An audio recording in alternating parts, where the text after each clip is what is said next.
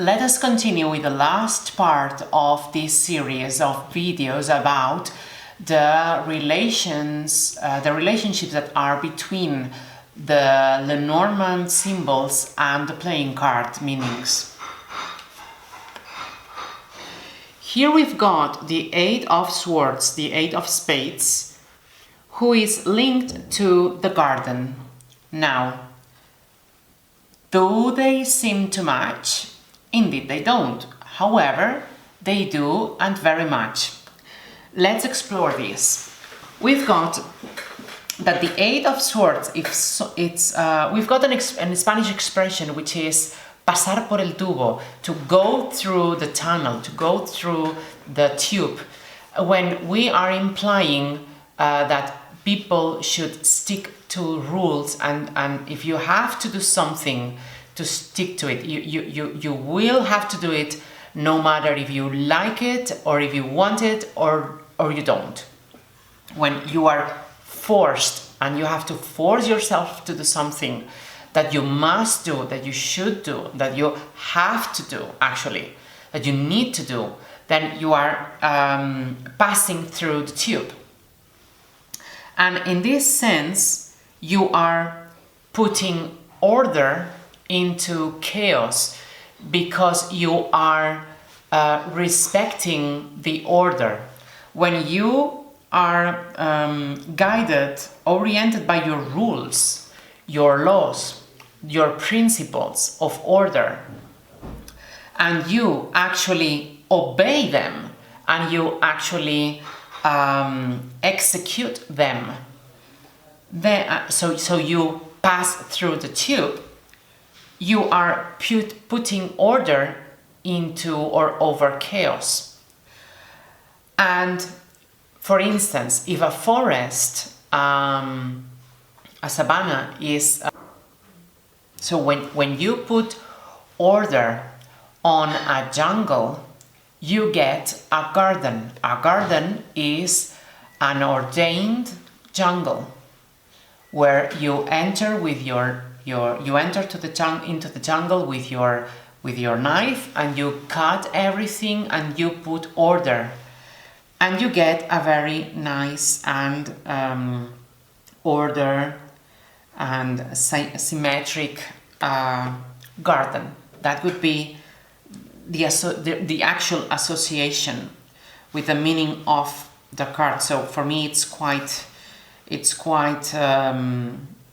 easy to see that relationship if you consider that you are putting order over chaos.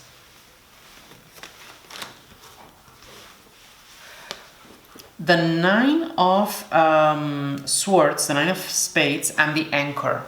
The anchor is something that keeps you from moving. It keeps the ship fixed in a specific at a specific point in the sea, and it keeps it from moving.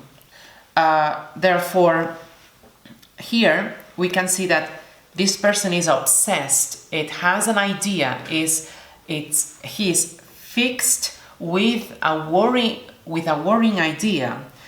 So he is anchored to the worrying idea. And in the same way, the anchor, which usually is something that grounds us, in this case, it's like a heavy burden that keeps us from moving forward. And that is really the relationship between this negative meaning of the Nine of Spades and the actual very positive symbol as an anchor. If we continue with the Queen of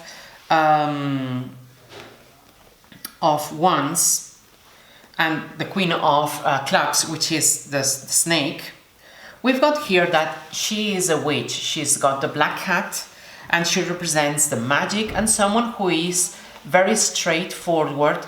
She will tell you things exactly as you are, without diplomacy. She won't be smooth. She will be direct, and she will confront you.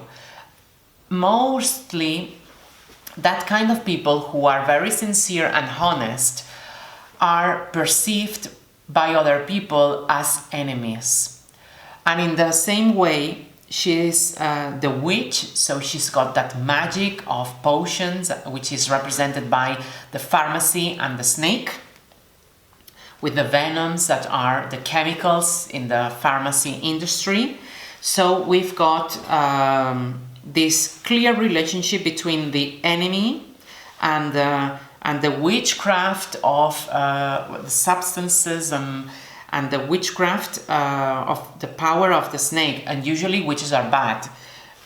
Remember, at that time where we are implying lots of prejudices that we don't have nowadays. So, in this sense, we can clearly see that the snake is the enemy.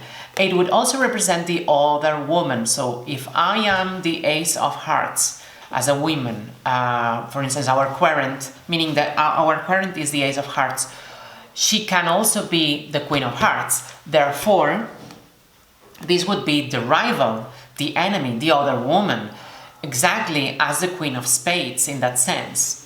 So it's another woman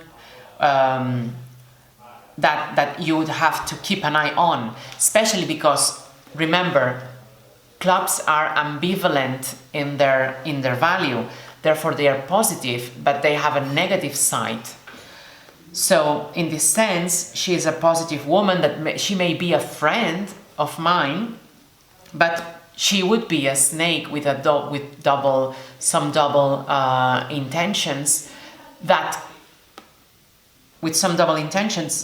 can mean that she will attack me if necessary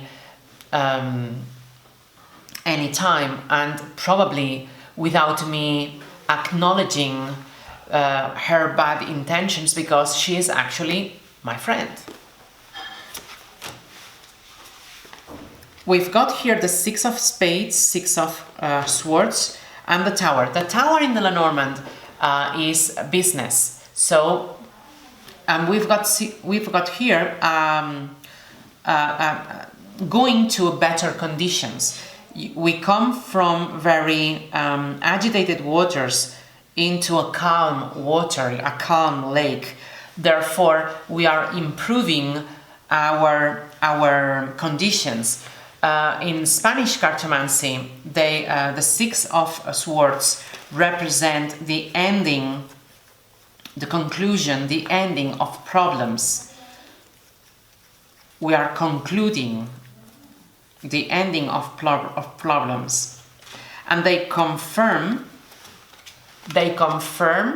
what we've got, and they signify, they mean the conclusion, the ending of problems.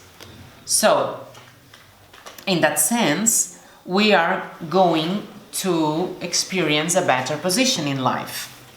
And if you are working outside the castle, you've got, a dreary job and so forth, but when you or your daughter or your son enter to work in the castle for the king and their staff, that always implied at that time an improvement in your social condition, an improvement of your economy at home, therefore a better situation, better life conditions. So I believe these two match very well, actually. We are finishing with the Eight of Pentacles, the Eight of Diamonds, and the Key. Why? Because the key opens the door and lets me continue moving forward. If I'm progressing and I find a shut door, I would not be able to move. I would not be able to continue my path. I will have to go through that door sooner or later if I want to continue to progress, to continue my path. So the key unlocks that door, it opens it for me in order for me to continue. And we've got here the Eight of Pentacles, which is the continuation of your job. It's an stable job that you continue working, and you are ascending, you are refining your job and reaching higher levels of money, of position, of refinement. So you are, if you continue your path, you reach higher levels of consciousness. So the key is that continuation, and it unlocks the next step. It unlocks the next step of the ladder for you to go. So they match quite a lot. The last card of the series is the Ship with this 10 of Spades, 10 of Swords. Why? Because the Death, it's a transition, and every transition it's a journey. And journeys, trips at that age were made with the ship. And we've got the Ship of Death, the Ship of Deaths, who that carries the dead spirits of the dead people from your ordinary world across the Styx to the underworld, and you pay the boat with a coin. So you are paying the ship of the death. So the ship represents the journeys, and the 10 of Swords, even though it may imply an ending, it's also a beginning, because you can see this.